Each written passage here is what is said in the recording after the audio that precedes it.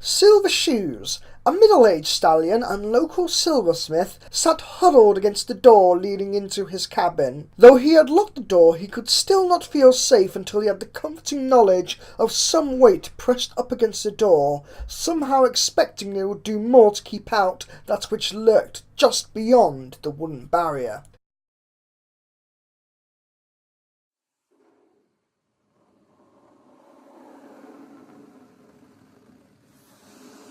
Silver pressed his hooves harder against his ears, even as he curled up and tighter into himself. The constant sound of light scratching against the wood on the other side, a constant reminder that something was out there.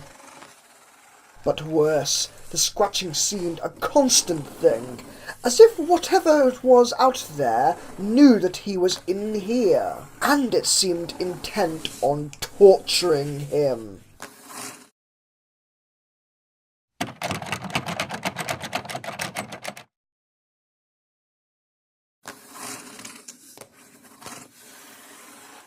The scratching would continue its same monotone of a slow sliding of something sharp against the wood, then pause a moment before starting again. Sometimes the pauses would last for almost a minute before continuing. This only grew worse with the added motion of something jiggling the doorknob and pushing and pulling lightly on the door.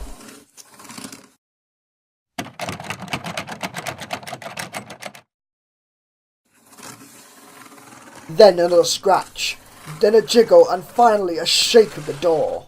Those three simple sounds, over and over again, in a pattern that seemed bent on driving Silver mad with fear.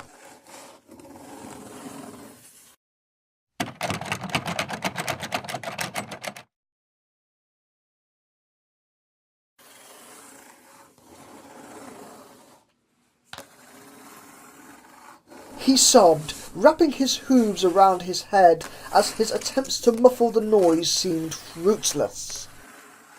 How had this all come to be? He sobbed, hearing the scratching again. His mind began to replay the events before him, as if in its flickering of mental pictures would help him recall where things had gone wrong. Perhaps in them he might find salvation, or at least an explanation. Out of all the images that came to mind, his work as a silversmith, his family, his friends, his town, out of all of this, one image came to mind. An idol. That damn terrible idol.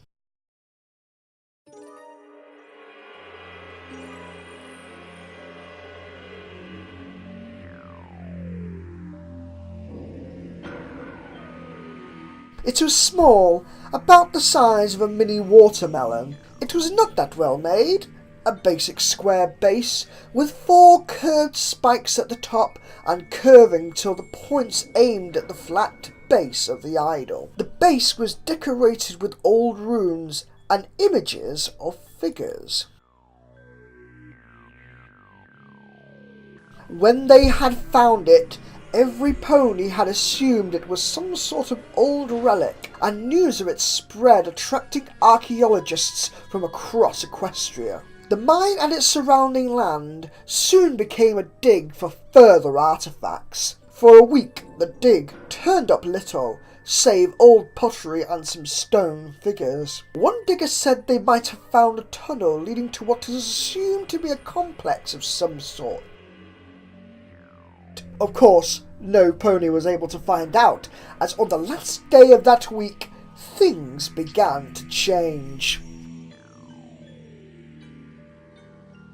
Slowly, little by little, a fog started to appear in the town. Nothing the weather ponies did seemed to make it go away. Ponies were concerned, but figured that it was just some sort of wild fog that blew in from the Everfree. The town was right on its border after all. Ponies assumed that, in time, the fog would pass away.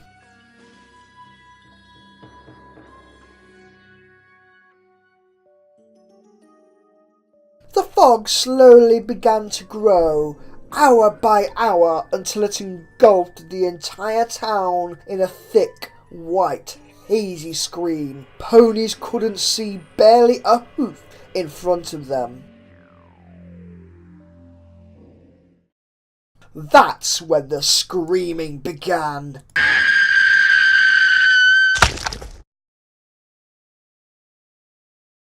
Silver had been outside with his wife when they heard the first of the screams. It sounded like a pony was being brutally murdered in a thick fog. Pony shouted, running and fleeing in the fog despite the difficulties of sight. All the while the screaming kept up, and the sounds of ripping flesh and blood splattering on the ground and the walls of the houses. Silver and his wife did not bother to wonder what was happening. Their instincts for survival kicked in, and they ran as fast as their hooves could carry them to their cabin on the outskirts of town. The fog seemed to be a constant companion with them.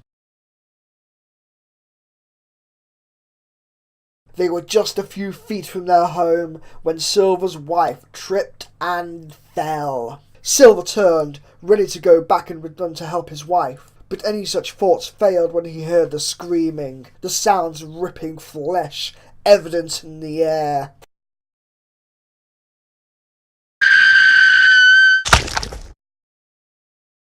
Fear took hold, accompanied by sadness. Silver cried even as he ran, part of his mind telling him to go back and help his wife, but a more primal part telling him to run. He kept running, bursting through the door of his cabin and slamming the door shut and locking it.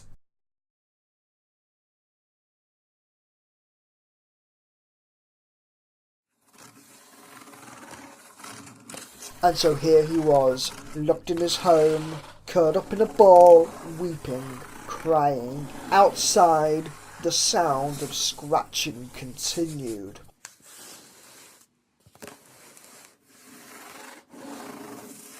What had caused it? It had to be the idol. It was the only explanation, or that's how it seemed to Silver.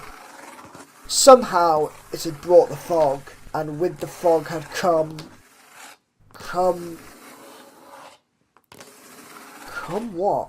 Silver sucked in a breath and peered over the window near the door. The outside was white and hazy with fog. He couldn't see anything, and yet he had to know. He didn't want to know, but he had to know what was out there. He knew something was out there, and his curiosity compelled him to look.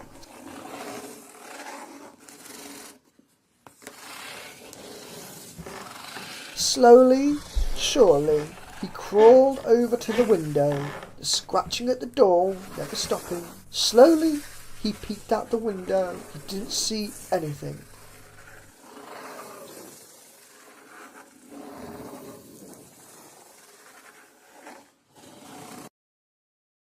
BAM! Silver leapt back as a thin, stick-like appendage of a claw connected to a long, just as thin limb planted itself on the window. It was covered in pink, blood-covered skin that seemed stretched over the bones. The claw bent and a head appeared in the sight of the window. Silver began to hyperventilate now as he stared into a bloody, pink-skinned face. It had long, paper-thin, slit-like eyes and no nose. Its mouth was thin and had sharp teeth slipping out between where lips should be. Its ears were long and curved, almost bitten and chewed. The head had no neck, just connected to an oval-shaped body.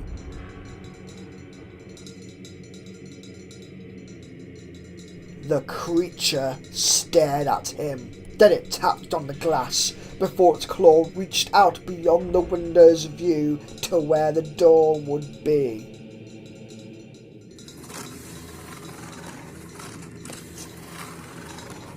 All the while, the creature kept its eyes on Silver. Silver covered his face, trying to hide himself from the creature as he heard it scratch at the door. He pushed himself back against the nightstand with his legs, knocking it down and the contents of the drawer falling out. Silver looked at the spilled items to to the creature in the window and the door. Celestia, it knew it was in here. It wanted to get in. With horror, Silver saw what looked like holes beginning to appear in the inside portion of the door, the tips of the long, thin claws peeking and poking through it as it dragged wood apart. The fog slowly began to seep through. Silver began to breathe heavily, his heart racing.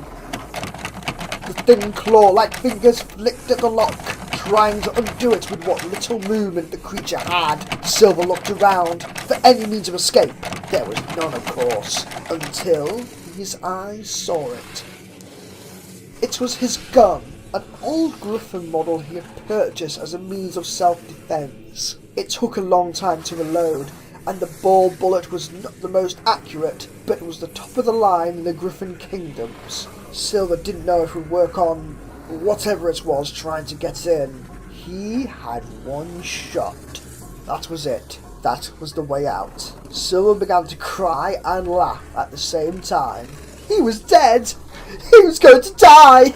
Just like his wife had died.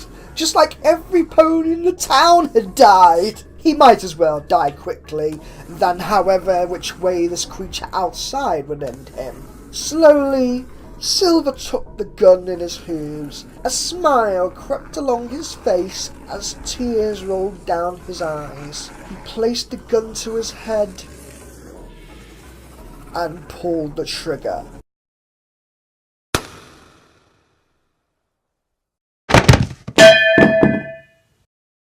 His body slumped, and the gun fell to the ground with a clatter. He lay there, his blood pooling on the floor. Eventually, the white, hazy fog seeped fully into the cabin, and two long, thin, claw-like hands gripped Silver's limp body and dragged it into the fog.